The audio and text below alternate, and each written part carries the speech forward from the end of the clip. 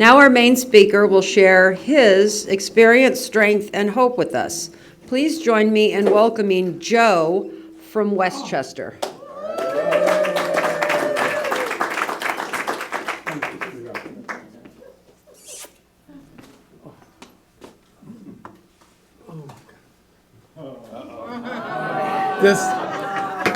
This is the wreckage of my past. If you're new in AA, you know when the mic's on, if I can hear it through the mic, I know it's on. I have trouble hearing. I could be sitting in the front row and can't hear anybody. This is my new glass. I'll have a little bourbon on the rocks. Fill it. Anyway. Joe Fitzgerald, alcoholic. Anyway, I'm glad I'm here. Eugene, thanks. You gave a great talk. And if you're new in AA, I love being sober. Never dreamed in my wildest dreams that I would be sober 50 years. It's mind-boggling. But what I've done with my life in 50 years is unbelievable. And that's because of AA. I did a big suicide at 31, and they found me in my apartment. They saved my life. But I couldn't have lasted to 35. I would have been dead. I would have did suicide, and I would have made sure, I hate to say that, but I would have made sure nobody found me. It stopped working. There was no magic. Anyway. So I love being sober. Yeah, I think I looked pretty good when I got here anyway. I'm not going to say, I didn't look real bad. I look pretty good. A little bit of mileage on me, but not bad. Thank God for all that hair in the old days. Oh, my God. Anyway, so I was born February 12th, 1942, in Chicago. Anybody from Chicago? Great place, great drinking place. Yeah, you have to drink in order to live in Chicago. You know what I mean? The summers are horrible. The winters are freezing. And anyway, so I'm a middle child. I have an older brother and a younger sister. And the reality is, by coming to AA, I think you get to learn a lot of things about yourself. And when I got here, I learned. God, I told my mother one time in sobriety, Ma, I know why I was premature. She said, what? I was 4.5 pounds. I could not wait. You know what I mean? And I wanted to get out of there. You know what I mean? And I said to the mother, I know why I was premature. And she says, why? What do you know? And I said, I was going to have to do so much stuff before I got to AA that I wanted to get started. So I come flying out, 4.5 pounds. My father, he worked on the railroad. And my father was so excited because I have an older brother. He's going to have another son. He was thinking one day maybe he'll have his own baseball team. You know what I mean? And so he was a short little guy. Anybody remember being born? I was present at my birth. I remember coming out. My eyes were wide. I was 4.5 pounds. My eyes were wide open like, hello, Dolly, I'm here. And my mother told me a long time ago, the only difference between you and your brother is when I come flying out February 12th, 1942, unlike my brother, I happen to have a big pink bow in my hair. And that was not popular in the 40s. My father was not happy to see that bow. And my mother said, you lived up to the expectations of that pink bow. Because remember, we talk a lot about God. And God made a very pretty little boy. God gave me real big eyes and real long eyelashes like my girlfriend over there. Mine were just like hers, of my own, you know what I mean? And he gave me a high-pitched voice. And I wore long dresses and heels, and I would twirl a lot in that apartment. The earliest recollection I have of my father is my father coming home from work. We lived on the second floor in Chicago. And my father would come home from work. He'd look out. We had prairies in those days. We played in the prairies, whatever we did. And he'd look out in the prairie, and there was my brother playing baseball. And he'd look on the floor, and there was my sister playing with her little dolls. And he'd look at me, and I was in full drag, just twirling around. And I remember my father kind of coming in one door and going out the other, you know. He couldn't bear it. I remember I told my sponsor, Molly, in sobriety, I think, Molly, I drove my father to alcoholism. She said, no, your father became an alcoholic because he was an alcoholic. So the way I looked and the way I sounded created a lot of problems for me in school. And but you know what? I hated school anyway. If they would have said just go to work, I would have went to work. And the reality is a lot of people were poor in the 40s and the 50s. And, and I learned very early that we were kind of poor. We didn't have a lot of money. So no one told me to get a job, but I got a job. My first job was a paper route in the 4th or the 5th grade on the north side of Chicago. Remember the paper route? We'd have like 100 papers or more. And I was a little guy, for a long time. But the reality is I got a paper route. And from that paper route in the 4th or the 5th grade on the north side of Chicago until yesterday, I was working at a client's house on the beach for 8 hours. I have never been unemployed, We didn't have it. No one had it. I couldn't ask someone, especially when I was drinking, someone help pay my rent, make my car payment. Nobody. I had to go to work. And so I love working, and I love making money. You know what I mean? So that, especially sober. So anyway, I gave it my best shot. I played with girls a lot. I didn't have a lot of male friends. And what happened is my parents got divorced in the 5th grade. And we were being evicted from the apartment because someone bought the building. They wanted the apartment we lived in. We'd probably still be there. But the reality is we're being evicted. And in those days, in the 50s, nobody wanted to rent to a divorced woman with 3 kids. We could not find an apartment. And what happened is the Bridgeport housing people stepped in at the last minute, found us a townhouse at the Bridgeport housing projects. And for us, that was a step up. It was a nice little townhouse, yard in front, yard in the back, living room and kitchen down below, and go up the stairs. There were 2 bedrooms and a bath. So it was not bad, and I've never had a problem with the Bridgeport housing projects. It was a family in need, and thank God they stepped in.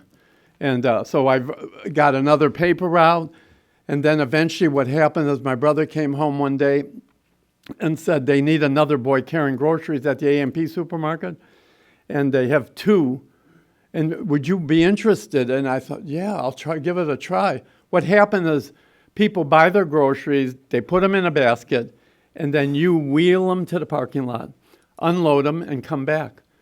And it turned out I got the job, and what happened is I started having regular clients on. I worked Thursday night, Friday night, and all day on Saturday. And it was people, they knew us 3 boys were kind of poor. So they were very generous. And, so I started making good money. And I often say this, I've always wanted better things for myself and my family. And I'm that little boy in grammar school. We had a store called Major Appliance. I love furniture stores. And the reality is I've spent a lot of time in there, wandering around looking and whatever. And I don't know what possessed me, but one day I said to the man, hi, I said, you know what, I would like to buy my mother something. What do I have to do? And he said, you make payments, and then I'll give it to you when you pay it off. And I thought, God, that sounded like such a good idea. I'd never heard anything like that. Well, that man was not going to realize how much this little boy was going to buy. You know what I mean? It's unbelievable. We never had a pop-up toaster. We had a metal thing with holes and wire like this. And I think it held 3 pieces of bread. And my mother didn't have a stove that said high, low, medium. She didn't have numbers on the oven.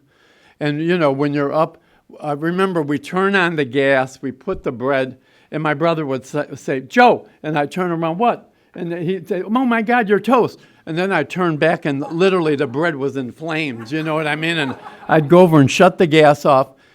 And if you're a good little boy, what do?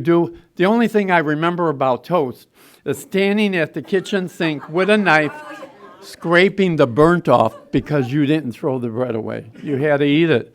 Thank God we had that bread, you know what I mean? So I bought the toaster, and then eventually I bought end tables and lamps and a coffee table. Like, I learned a lot of things from the movies, you know, what people had.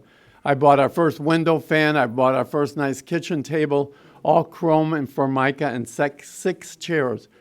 I still remember that kitchen table. It looked like a new Cadillac in our kitchen. It was so beautiful, you know what I mean? I bought my mother Melmac dinnerware because when my father had come over previously, it's unbreakable, Melmac. You could hit it with a plane and it won't break. But my father would come over periodically, and my father was a great guy, but my mother would get mad at him and start throwing the dishes. I still remember the dishes flying through the air, landing and breaking, you know what I mean?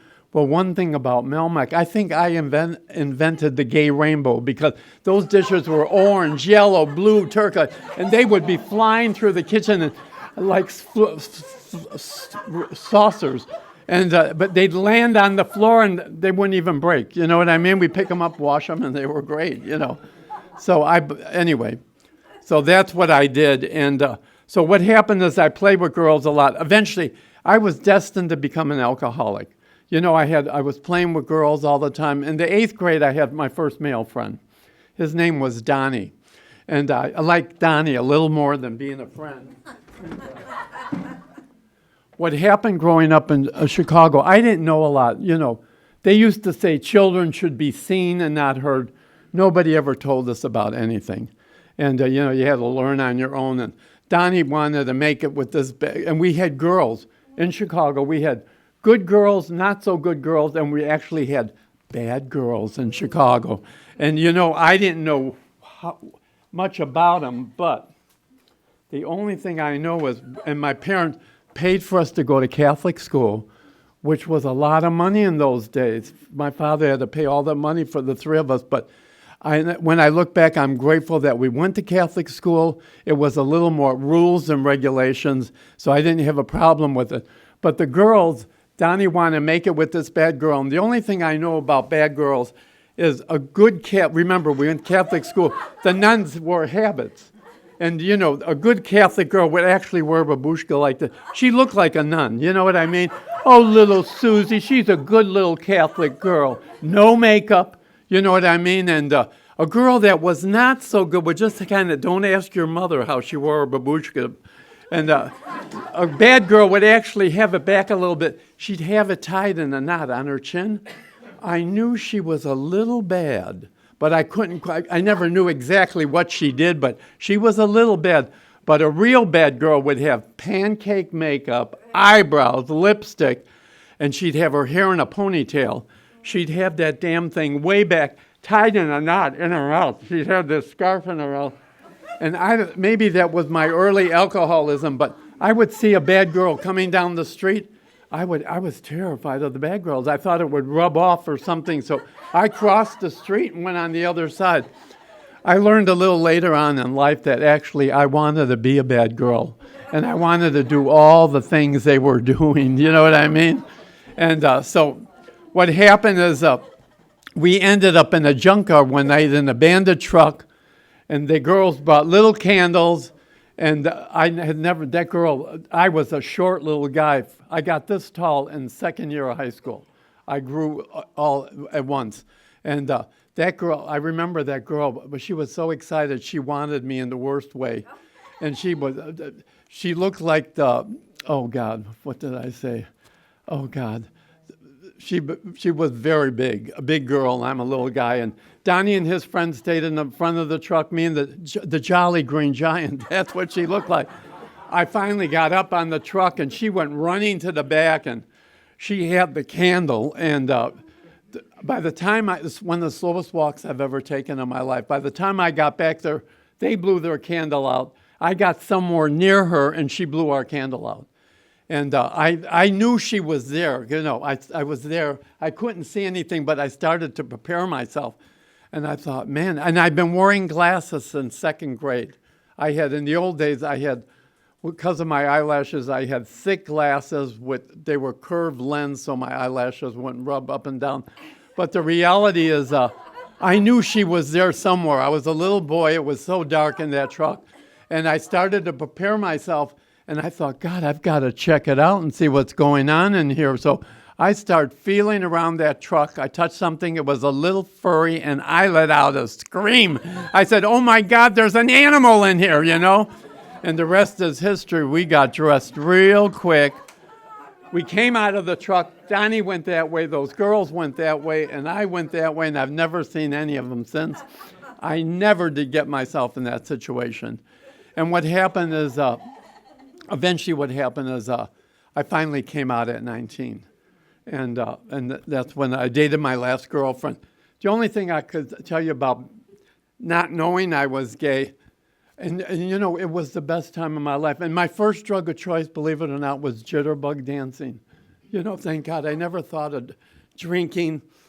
Cigarettes, my mother allowed me to smoke. At 8th grade, we thought that was grown up, so I wanted to smoke. But what happened is I never thought about drinking. You know, it just wasn't at my M.O. But the reality is I was running, which is, I started drinking in my 3rd year of high school. And I was running with a group of rich Lithuanian girls. And I was trying to tell you, jitterbug dancing was real popular. That was my first drug of choice, and I'm always so grateful for it. We had a full four-poster bed. My brother had taken lessons. He was a good dancer. I said, Pat, teach me. He would never taught me anything. So I used to put those rock and roll records on and hold on to the post on the bed and trying to figure out how to get these legs to work. I finally figured it out. You know what I mean? I became the jitterbug king of Bridgeport and the cha-cha king and the polka king, and all these girls were wearing chiffon, and with those petticoats it would ripple. I'd twirl them around, and those Catholic girls, I'd pick them up and throw them on one side or that. And the good little Catholic girl, when those skirts would go up, they go, don't do that, don't do that. And I told her, honey, get your hands off of it and let them see it. You know what I mean? I would fantasize being in those dresses, you know. And what I learned when I was dancing, believe it or not, the guys were looking at the girls and they were looking at me. So that was good. And you know what? I always say this. I tried to kill myself a lot of times when I was drinking. I hated myself so much by the time I got to AA. And the reality is, I remember these girls, I'd go over to the house, and they were all pretty girls, and I'd walk through the door. I never quite could figure that all out. But when I would go and I'm taking Susie to the sock hop at St. David's, and we're going to go out for hamburgers and French fries and a milkshake afterward. When I would go to get these girls, and sometimes you buy a corsage for a certain dance, sometimes I would rent a tuxedo for certain dances, but when I would go and pick these girls up, the parents, the father and mother were always home. They'd open the door, and I remember the father and the mother would just kind of like beam when they saw me. Oh my God, Joey, come on in, you know what I mean? And they really welcomed me in the house. And in the old days when we have to go to the dance, the father, I have to say to the father, sir, what time would you like your daughter home? And the father would always look at his beautiful daughter, and then he'd look at his beautiful wife, and then he'd look at me and he'd say, you could keep her out all night. You know what I mean? It's like, why? They made me feel so fun. Why would he say that? Because he knew. He said, do you have money? You're going to go out to eat afterward. I said, no, I have money. Did you want to take the car? He liked me so much. I said, well, I'm not old enough to drive yet. You know what I mean? But it was unbelievable. But we had a great time. Nothing ever happened. And eventually I came out at 3rd year of high school. I met this group of guys. This guys like the girls I was running with. And that's when I started drinking. The rumor was they drink beer. Could you drink beer? I said I could. I've only had sips. They said they drink 3 quarts. Could you drink 3 quarts? And I said, I'll try. And eventually I drank 3 quarts. And eventually what happened with that whole thing is I kind of fell in love with one of those guys, but nothing ever happened, but that was the first time that something was a little different. And so at 19, I finally dropped her off one night, and I was near a park downtown, near Rush Street was real popular in those days. A lot of hairspray and big hairdos, and I still smell Rush Street. It was just fabulous. 2, 3, 4 in the morning, they were all hookers. I didn't know that. Girls getting their hair redone every time, whatever. It was a fabulous time. And what happened is I came out on the streets of Bughouse Square. Eventually, I met a hustler. I stopped this guy, said, I don't know what's going on here. Can you tell me? And he said, you don't know? And I said, I don't. And then he told me what was going on. And eventually, I became a free hustler. Yeah, I was very popular. They hated me. I was very pretty, too. And the reality is they finally took me to my first gay bar. I didn't know there was such a place, called The Front Page. And I still remember when they took me to the front page, it was like, those doors, I wasn't doing well on the streets. It wasn't my thing. But when they took me to the bar, it's like they opened these doors. To me, it looked like the kingdom of heaven. Those doors opened. It looked like 500 men were in that bar. And I thought, I remember feeling, oh, my God, I'm not alone. These are my people, and all the smoke coming out, too. And I literally ran with it. And if you come from an alcoholic home, I met a lot of nice people when I was out there. But the reality is eventually, you look for an alcoholic, alcoholic, drug addict, and people who treat you badly. And eventually, I met my lover, Norman, and we would beat each other up, throw each other on moving automobiles. It was a fabulous relationship, you know what I mean? I was so happy. And eventually, what happened is we moved out here in '67. And when we came here, I said to myself, there'll be no more physical violence. I'm through fighting. And the reality is I became a hairdresser in Chicago, too. And that was actually a good thing in those days because they were raiding bars and everything. If you were a hairdresser, you never had to worry about losing your job. You know what I mean? And so eventually what happened, we came out here, and eventually what happened, I got rid of him in '68. And I left the apartment, the cats, the dishes, I left everything, and ended up in a single apartment on 10th and Montana. And that's when I crossed the invisible line. That's when I started drinking. If you're doing AA, my aunt came over one night and brought me 8 bottles of bourbon. And my uncle was a full-blown alcoholic, and had a lot of money. And my aunt said she needed Al-Anon, but she brought me 8 bottles. I still remember that bad tinkling. Those bottles tinkling. And she said, I said, what's in the bag? She said, I brought you some bourbon. Overhoff bourbon. I don't know if they still make it, but it was Overhoff bourbon. And she said, it's your uncle got this from a job. And she said, stop drinking all that mixed drinks and beer. You get bloated and a lot of gas. And she said, but learn to drink it straight. I said, Aunt Helen, I hate straight booze. It has a bitter taste. And she said something I'll never forget. You will acquire a taste. And when she left, that Waterford glass was too small. I like quantity, not quality, and I like ice and bourbon, vodka, everything on the rocks.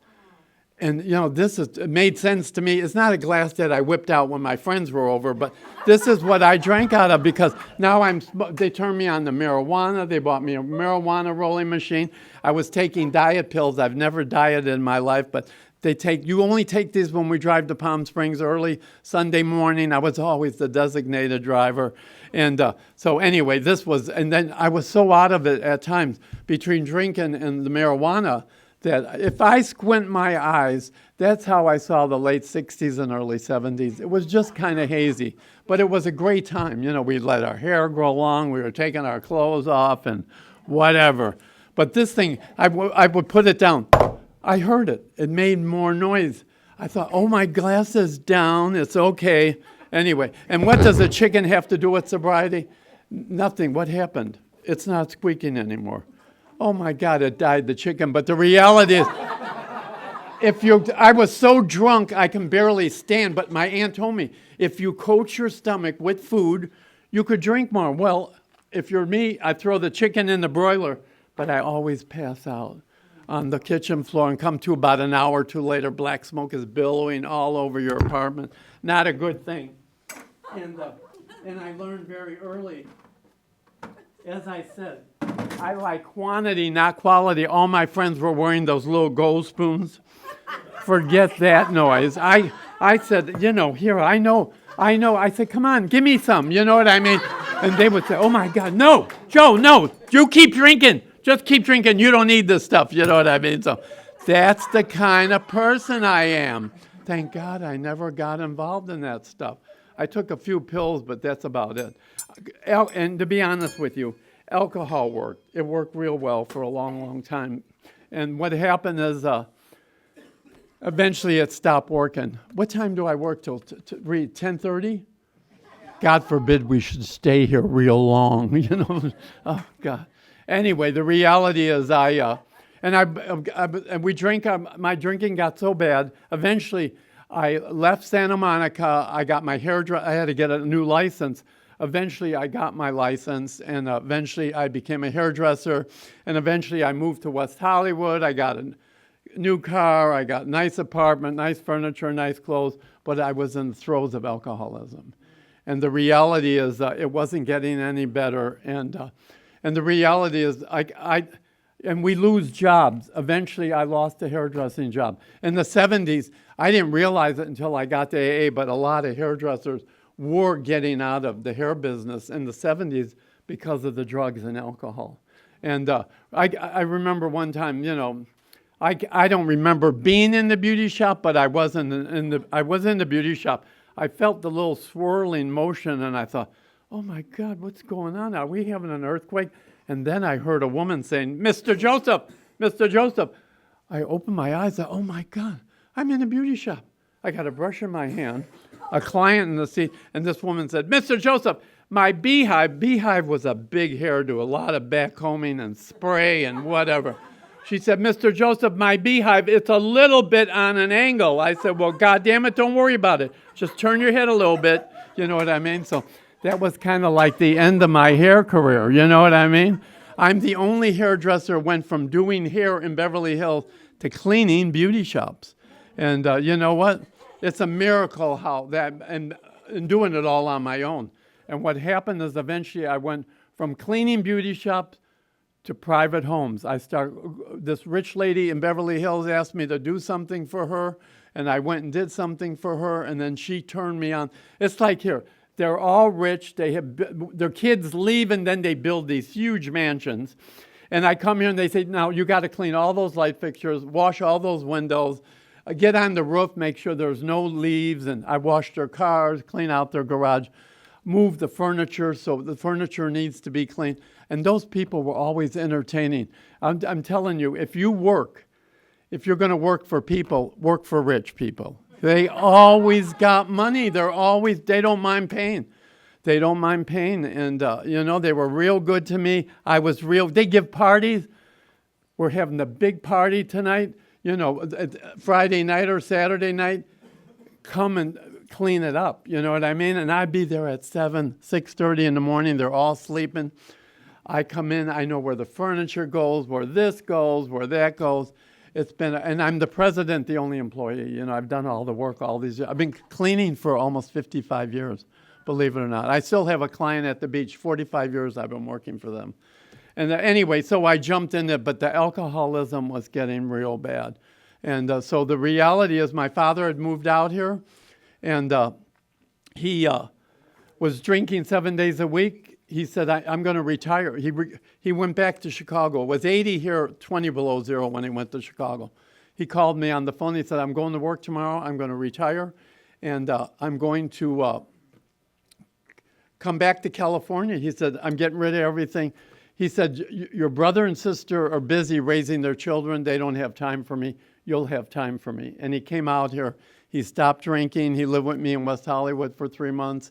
And then what happened is he got an apartment at Park La Brea. He had some money now. So what happened is my friends, all my friends were hairdressers or decorators. And so when my dad left, he said, I want my apartment to look just like yours. He loved my apartment. And I said, okay. When he left, we went over there, and they always had booze for us. And we were drinking in those days. He'd cook, have us over for dinner. I had him over every Sunday for dinner, or every other Sunday.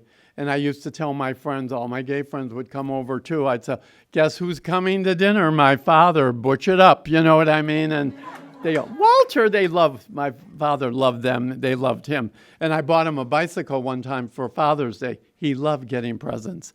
And I'd park La Brea. I'd pull in the driveway. I had a convertible in those days. I had the bike in the back seat.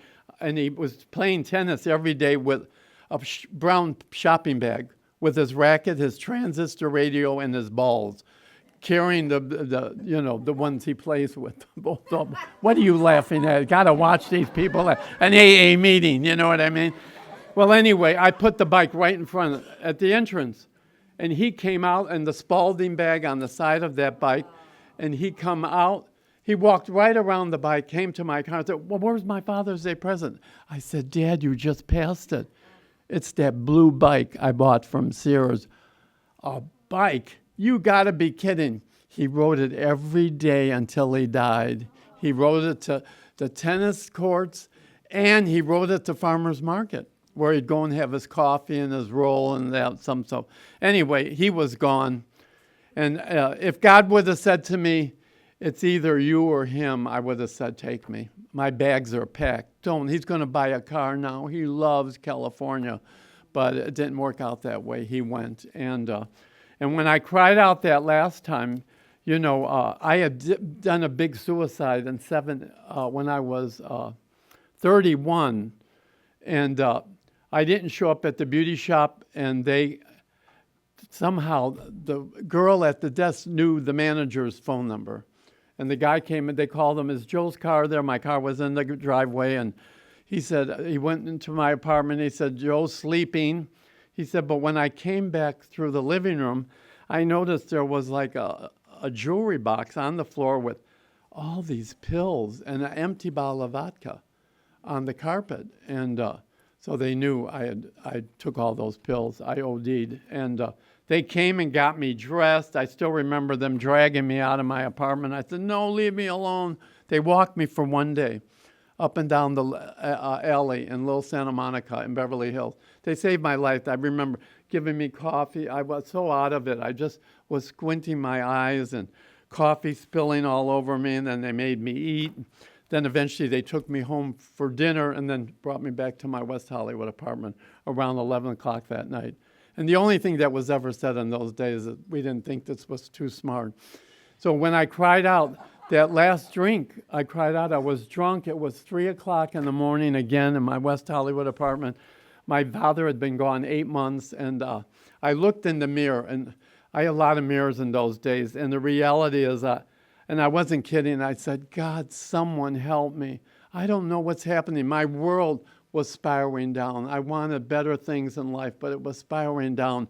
And I know my Father's up in heaven with my grandmother, Sadie Fitzgerald, the woman I love the most, and with his brother, my Uncle John, who died of cirrhosis of the liver at 55. And I said, Dad, Grandma, Uncle John, help me. I think I'm losing my mind or having a nervous breakdown. I went to bed. I woke up the next day. I went to my first house cleaning job. That woman she was a therapist, went into her office, and I picked up that wall phone, and I called 411. Alcoholics Anonymous. I had a woman answer the phone. Hello, Alcoholics Anonymous. And I said, oh, how long are you going to be there? I thought she said all day or all night. I said, I'll call you later. And then I went home, cleaned my apartment, finished all my work, cleaned my apartment, took a bath. I called AA at 11 o'clock at night. Another woman answered. She said, will you be up? I'll have a man call you at midnight. I said, I'm here waiting. Thank God I didn't drink when I came home that day. And Donald Madden was the man that called me at midnight. He said, are you okay? I said, yes. Have you been drinking? I said, no. He said, come to my house tomorrow at 6 o'clock in the evening. We're going to go to a meeting. And I said, yes. That's an end game. So I did all my work on Thursday. I came back to my West Hollywood apartment. I got all dressed up. At 5:30, I was all dressed. That's not me. I go to bars late. And my friend said, where are you going? You know what I mean? They came up to my apartment with a drink. I said, I bet you'll never guess where I'm going. I'm going to AA. You know what I mean? And they looked at each other and they said, boy, you really did it this time. And, thank God I got in my Cadillac. I had a 73 Coupe de Ville. In the old days, the trunk was so busy. I wasn't cleaning carpets and power washing and all that other stuff, but all my cleaning stuff was in that Cadillac, the trunk. It was so huge. And I drove over to his house. I didn't know anything about alcoholics. I pulled in his driveway. He had a 75 Eldorado convertible. And I thought to myself, man, these alcoholics are doing pretty good. You know what I mean? He had a beautiful home. He opened the door, and I remember looking up, and he was looking down at me. And he said, by the way, we don't drink. And I said, okay. And he said, do you do any other things like smoke funny cigarettes or something? I said, I do. Thank God I was honest. I said, well, I smoke marijuana usually on my way out of my apartment. And he said, we don't do that either. No marijuana, okay. And I said, do you take any pills or something? I said, well, I take diet pills just when I'm driving to Palm Springs early Sunday morning to keep me awake while my friends are sleeping in the car. I remember that. We don't do that either. And I thought, oh, my dear. So to make a long story short, I got rid of all of it, thank God. And I jumped into AA. And this is the magic. They said if you would put as much time and energy into AA as you did into drinking, it may work. And the hardest thing I ever had to do in the beginning of AA, ask for that first commitment. Once I got that first commitment, I was off and running. And I started answering the phones at the Westwood office. I had 6 months of sobriety. I had that Cadillac. I had money in my pocket. I had nice clothes. And I started answering 12-step calls, picking people up.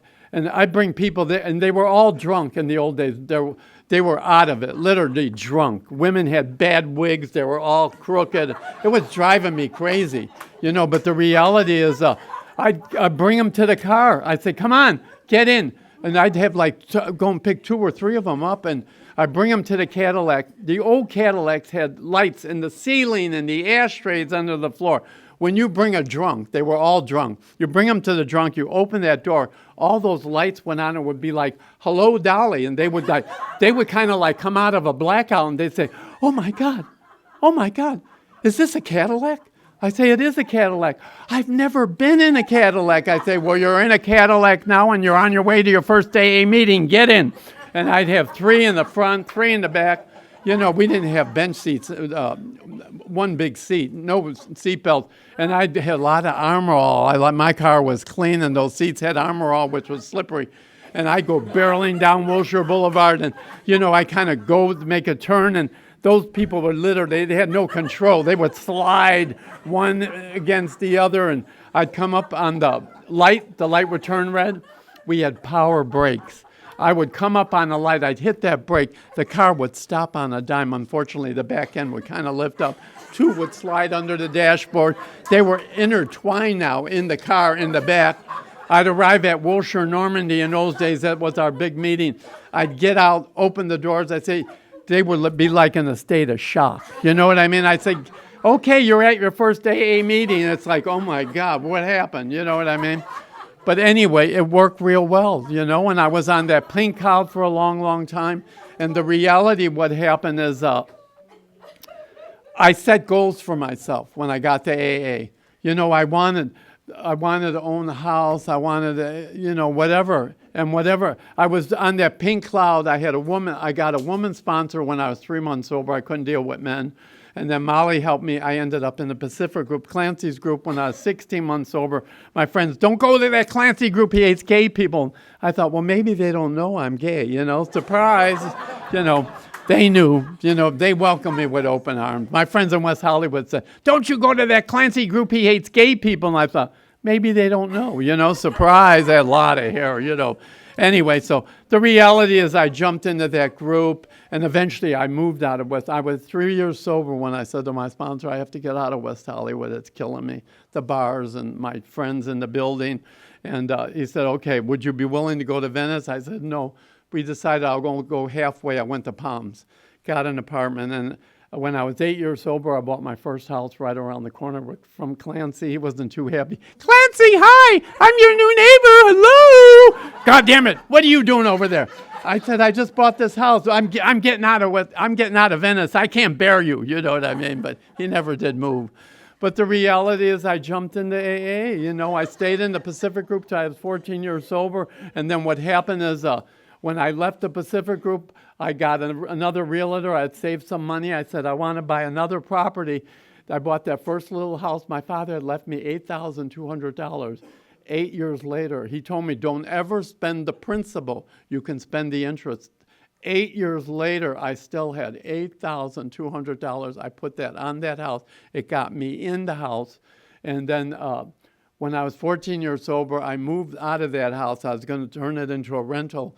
And I said, I want to go closer to the beach. So I bought a duplex off of Abbot Kinney near Venice. And then eventually I bought the other one and the other one. So I had 3 duplexes in the house and 4 mortgages. It was killing me. And I was kind of deep in debt. And what happened is I lost 1 duplex, but I managed to keep the other 2 going. And whatever, the rest is history. I've had several other houses which I've moved to. And this house I bought, it's almost 11 years ago in Westchester. And about 4 years ago, they allowed you to build an apartment onto your house. So I built a 1-bedroom apartment onto my house. So, and I believe in paid properties, paid cars, everything paid. So everything's paid. I'm somewhat retired, but I work about 30 hours a week still. But the reality is everything's paid. And the only thing I got to tell you about rentals, I get 5 rents free and clear every month. And I'm so grateful. It's because of AA. So anyway, I got to close, right? Did you want me to stay long? I always said, and that's why I want to say, I hope you know who you are. Because when I was 40 years sober, I said to Jeannie, guess what? I think I could have 3 drinks a day. She said, are you nuts? What do you mean 3 drinks a day? Yeah, I said 3 of these. I have 1 in the morning, 1 in the afternoon, and 1 in the evening. She thought I was losing my mind. That's the kind of drinker I am. And anyway, I ended up in the Pacific Group, and, I had to finally go to the yard. Clint Hodges said, Joe, you got to go to the yard. And that's the name of the game. When you join a group, do what they're doing. Don't go there and don't do what they're doing. I finally went to the yard. I was not happy. I finally said to Clancy, I'm here.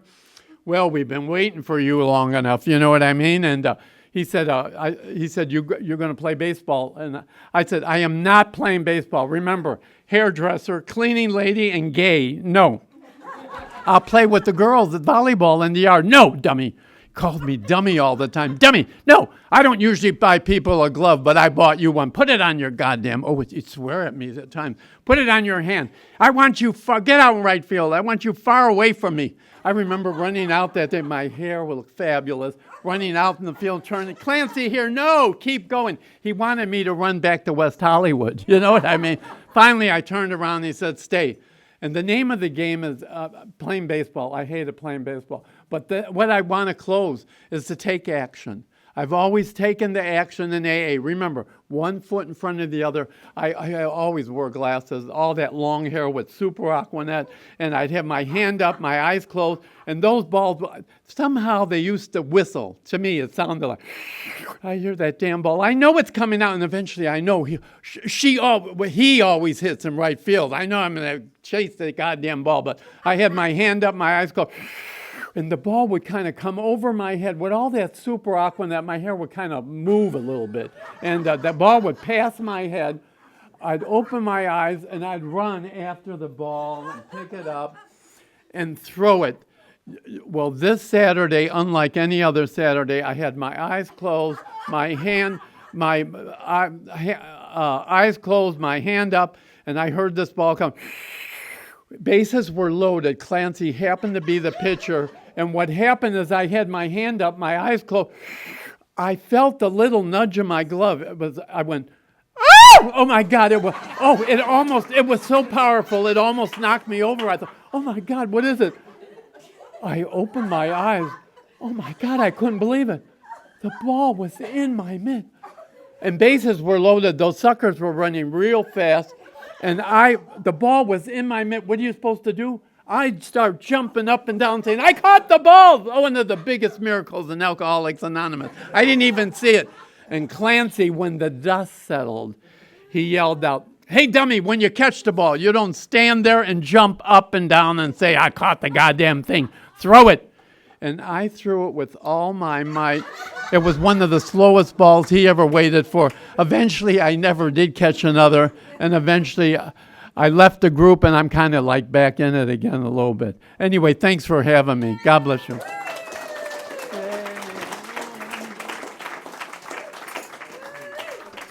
Oh, a little Coke.